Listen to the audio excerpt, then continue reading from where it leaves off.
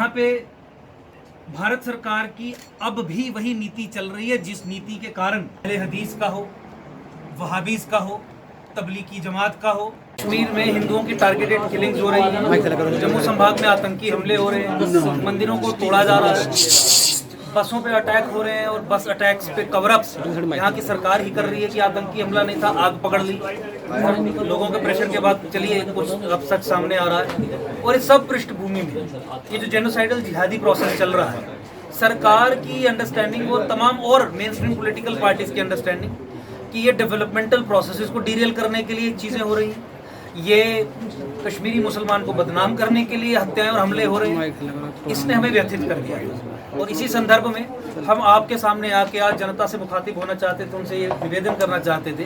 कि आप इस षड्यंत्र को समझिए जहाँ पे हमारा सरकारी तंत्र ही जिहादी इंफ्रास्ट्रक्चर पे एक सेकुलर कवर,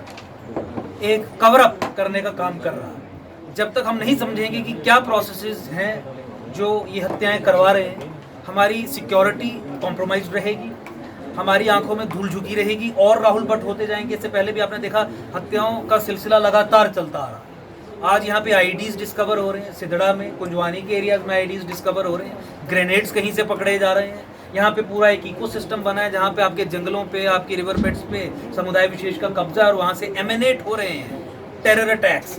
एक बहुत गंभीर परिस्थिति बनी है, लेकिन हमने यही कहा कि सरकार जो है अब पिछले 70 साल से जो उसकी नीति है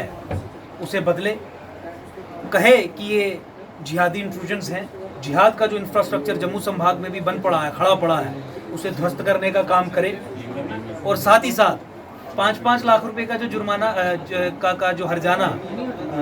दिया जा रहा है कटरा बस टेरर अटैक में, उसे बढ़ा के कम से कम 50 लाख जिनकी मृत्यु हो गई उनके लिए और 10 लाख कम से कम जो इंजर्ड है उन्हें दिया जाए।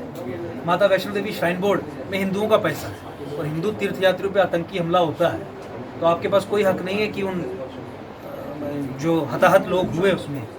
उन्हें ये चिल्लड़ इस तरीके से देके मजाक उठाएं और दिखाएं कि हमने कोई बहुत बड़ा कार्य कर दिया।